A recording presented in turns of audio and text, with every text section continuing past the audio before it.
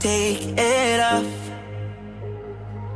She loved that dirty talk, pushing her up against the wall.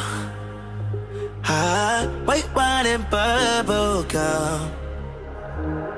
She got that rich girl LA vibe. She would be good in her daddy's 95. Rough sex on the bedroom floor, hop in the shower, she begging for more. Do not disturb on the hotel door, waking the neighbors. I wanted champagne and sunshine, looking for a good time, sipping on the stars while we laying under sunlight. Tan skin and light eyes, oh my, she's so damn fine. Kissing on her neck, we be running from the nighttime.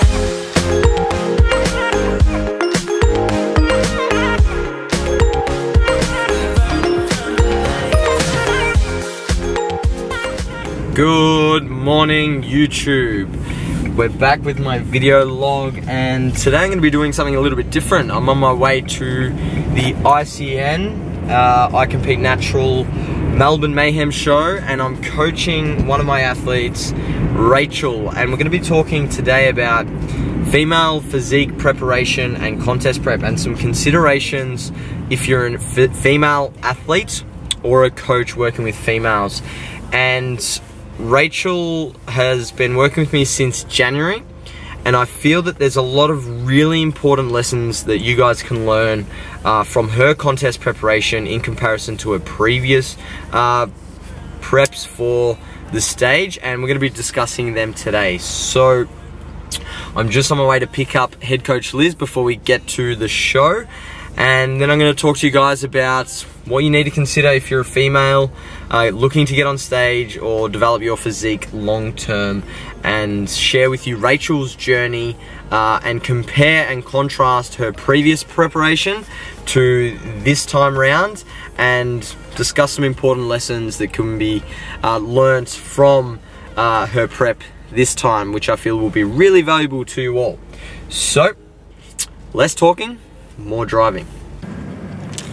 So I'm just at JPS getting all the essentials for pumping up on stage and packing my bag. So, we've got bands, straight in the bag, and we're getting dumbbells. So we're gonna get the 2 and 5 kilo dumbbells, and the bag is packed. We're ready to roll. Bag weighs at least 14 kilos. It's a heavy bag. And always essential for my contest prep athletes is the old honey and a spoon in the bag. Missed the bag. I'll get it in there. So now I'm just waiting for Liz. Where are you, Liz? She's late. It's 10:47. This is not like Liz. If you're early, you're on time. If you're on time, you're late. And if you're late, you're fired. Come on, Liz. I need to do something about this hair. Look like an old man. It's one of those things, you get to 25, you have a kid, you don't know whether or not you should fully commit to dad life and give up the hair and forget trying to be cool, or hang on to your youth, try to stay trendy, and you end up falling in between and looking like a complete dork. Anyway, hurry up, Liz. Here she is. It's 10:49. We're late. Yep, recording. We're recording. Yeah. So we're on our way to the ICN, and we're going to talk in the car while we drive, because that's when we have the most time on our hands, about the mistakes that I see a lot of female competitors make, and hopefully give you an insight as to how I prepare my female competitors for the stage to make your contest prep smarter, or your client's contest prep smarter. And we'll address those things now. So the first thing I see a lot of female competitors make, and the mistake that most coaches make, that I was guilty of making back when I was a little bit less educated, was adopting a more is better mentality. So increasing cardio, thinking that that's going to yield, you know, more fat loss, cutting calories, and, you know, just training harder and more. When in reality, for female competitors especially, this is not always the way to go. And I'll explain this a little further in the other considerations we need to have when we're working with female athletes. And the second thing that I wanted to talk about with female physique competitors is the importance of carbohydrate and fat intake. And despite the fact that we need to bring calories down throughout a contest prep, and that reduction in calories needs to come from somewhere, typically carbohydrates or fat, it's extremely important not to let fat and carbs get too low, because this can cause a number of issues, such as water retention. You know, this can cause a big plateau in fat loss itself, because, you know, the female physiology is such that it requires an appropriate amount of carbohydrates and fat to function. So it's important not to get carbs too low and fats too low, because it can really slow things down. And this is where having strategic refeeds for females is extremely important. So bringing calories up from carbs to delay some of those adaptations that happen during contest prep, such as amenorrhea, which is the loss of the menstrual cycle. So this is something we see quite a lot with female physique competitors, and having refeeds can really prevent this. And I see a lot of female physique athletes not having enough refeeds or frequent enough refeeds, and if they do, it's more of a cheat meal, and it's not quantified, they don't track it. They just go out and order a pizza and pasta, and while that's fine, because it will negate some of the effects of the diet and the calorie deficit, when you're in a contest prep, you need to be tracking this, and that's a big mistake I see a lot of female physique competitors make. You see it on Instagram and social media, hashtag cheat meal, hashtag cheat day. Anytime that you overfeed and you put yourself in a calorie surplus, that means you're not losing fat. And while this is okay, this is a diet break, and it's something that should be planned probably for those really long contest preps or outside of a contest prep, which most bikini and fitness models don't really need. So that's number 2. Number 3 is cutting water. So I'm going to use Rachel as an example, and we're going to talk to Rachel when we get there, but I've started increasing her water intake and paying extra attention to how much water she's consuming the past 4 weeks, and making sure that she's getting about 4 to 5 liters a day. And she's been dropping a hell of a lot of weight, which is both a function of being at a calorie deficit, but also having enough water to rid the body of water, because the body works in a pull-push system. So the more we pull in, the more we push out. So that when we stop drinking water, we actually retain water. And I see a lot of female competitors, especially nearing the stage and in those final few days before they hit the stage, they cut out water completely, hoping to drop more water. And this is a huge mistake that you want to avoid if you're a natural competitor anyway. Comp day. So every single competition that I go to, I see female competitors, more so than males, getting way too focused on food, way too focused on eating foods before they get on stage and what they're going to eat after and all the rest of it, and they forget that they've got a job to do. They've dieted and worked really, really hard in the gym for the better part of, 12, 16, 20, 24 weeks, and then the final day comes, the big day comes, and they just get so caught up on the food that they completely forget about their performance on stage and what they need to do to, get a great result, and show off all their hard work. So don't be that girl who gets to, the show and just obsesses about food, what they're gonna eat.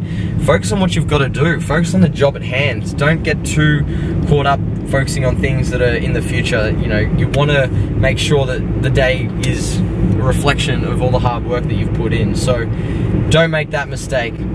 The food will always be there. The food will always be there.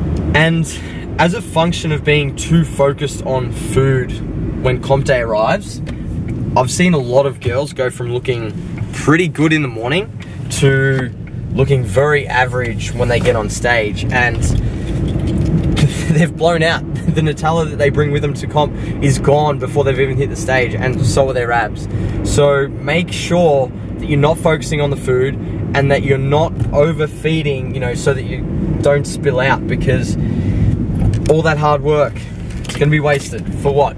You couldn't wait another 20, 30 minutes, hour to, you know, devour the Nutella. Make sure that you stick to the plan and don't focus on the food too much, because it'll bite you in the ass, and then your ass will probably not be biting anyone. It'll be slapping someone in the face.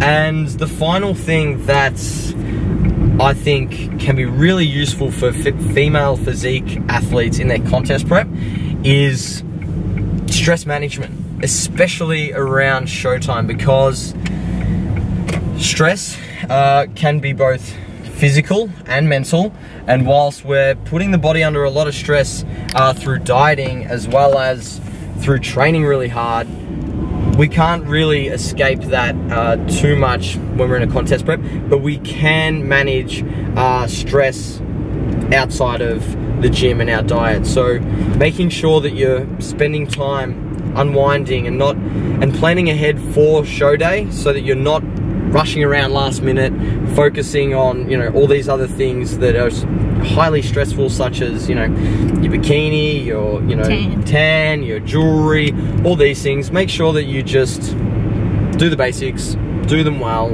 and, you know, try to manage your stress as best you can. And when we talk about stress management as well, I'm a really big fan, if I have someone in shape where they need to be, in getting them out of a calorie deficit for the, you know, last few days before they get on stage, and actually increasing their carbohydrate intake. I can use Rachel as an example of this. She consumed more calories the last week as a result of me increasing her carbs, and she actually dropped over 1.5 kilos, which isn't fat, but it's water. And it just goes to show that when we take away some stress from the body, that it can start getting rid of water, and, you know, less cortisol will obviously minimize water retention. So that's a really important factor in female physique contest preparation. Men are a little bit different in terms of how we respond to stress.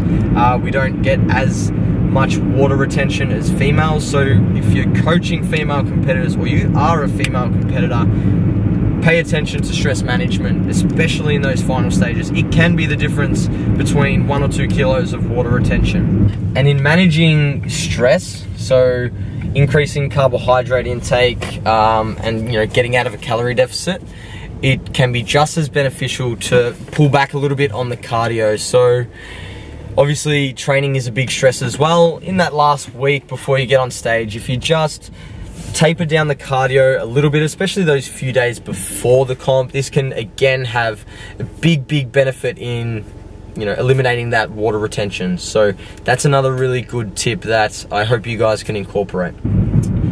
So that's all I have to say on female physique contest preparation.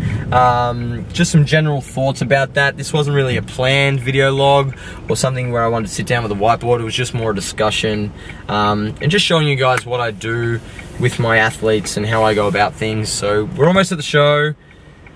Gonna show you Rachel's physique. She's getting on stage in a couple of hours. We'll pump her up, show you how I do all of that. And then we're gonna have a chat to her and get her to compare her previous contest prep versus this contest prep, the things she's learned, what she did differently, what she liked, didn't like, and hopefully give you guys an insight as to what we do at JPS. So, thank you for listening. If you liked it so far, click the like button. Don't be that guy, don't be shy. And we'll see you soon. Okay. Do you wanna have some more water for me? The bag of tricks. It's like a magician's bag. Have you got a rabbit in there? No rabbits. No magic.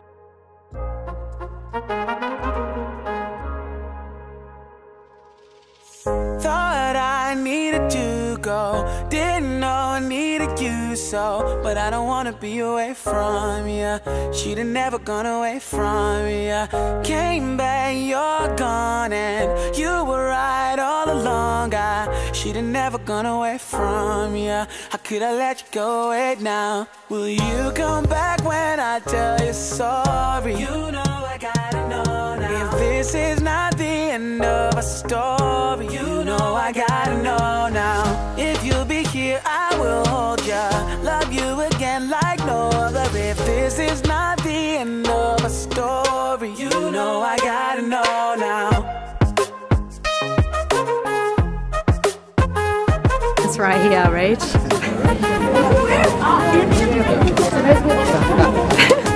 Do it. Initiation.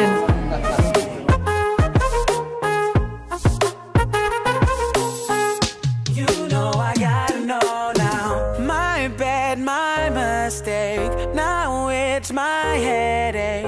I don't wanna be away from ya. She'd have never gone away from ya.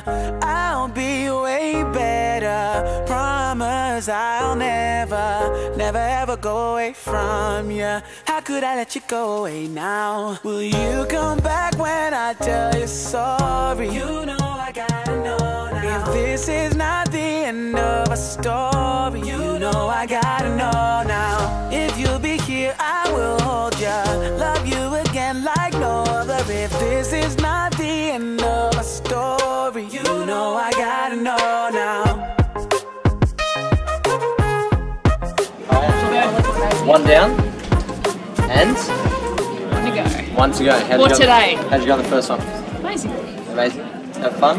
Yeah, always do. So, in this video, we're talking about how to approach a female in contest prep and some considerations to have. And I wanted to talk about you specifically because you've competed before under a different coach, and I think there are a lot of valuable lessons to be learned for any competitor or coach from your past experience to what we've done this year and the things that we did that were different to last year. So, talk to me about what you did last year in your contest prep. It wasn't so much last year, it was the year before. The year before. Trust your instincts. I knew that what was happening wasn't right. I knew where I wanted to be physically, what I wanted to look like.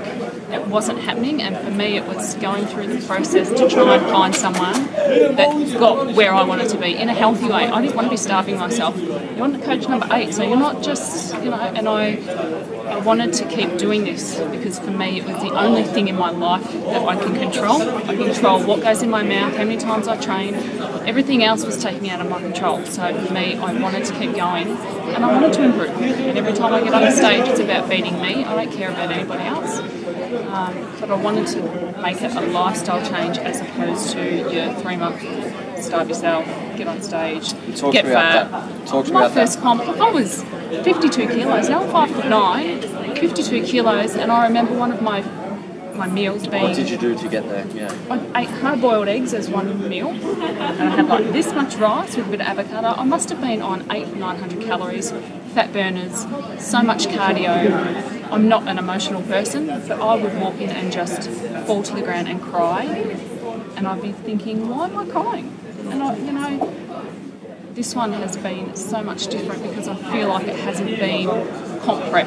I've had, I wake up every morning and I don't even have my meals ready in the fridge. It's just like, well, what are you going to eat today? As long as I'm working them in with my macros, I eat the same things every day anyway, but I have enjoyed it. And if I don't want to eat that at a certain time, then I'll make up for it with something that I do want to eat later on. Talk to me about your peak week in your last prep. What were some of the things you did? Not eat. Not eat? I was eating no carbs, no fats, and I was cardio. I've always been on diuretics. I've always had people put me on diuretics. I've always done the massive water load. And then deplete the water. And then deplete the water. Feel crap. I have so much energy today, and it's not like I am. And what did you do this contest prep peak week? Peak week was nothing different to what I've done the last 3 months. And what did you do with your water? My water has been 5 litres for the last maybe 4 or 5 days with it, 4 or 5 days. And then I had 3 litres of water yesterday. Carbs go up? Carbs went up. Through my contest prep, I've had 2 high carb days through the week, refeeds, which gives you something to look forward to. I think if you're having your low days, you think this is not going to be forever. Tomorrow I get to have, and 400 or 500 calories difference is a lot. You can do a lot with that. You can do a lot. I can do some good pancakes. And what about training? What were the differences in your training this time around? I enjoyed it and focused on my legs. I think. Did you train your legs in the peak week? And apparently, you do train legs in peak week. Yep. Make sure you train the legs in peak week. Note to self. That's always been something that I've struggled with, is my glutes and my hamstrings. So that was obviously something that... And learning to train them better. Like when I first come to see you, there was no, okay, get under the squat rack, we're going to squat 80 kilos. Let's start off watching what I did, my ankles, making sure that my body can cope with whatever weight that you put on. It's been amazing.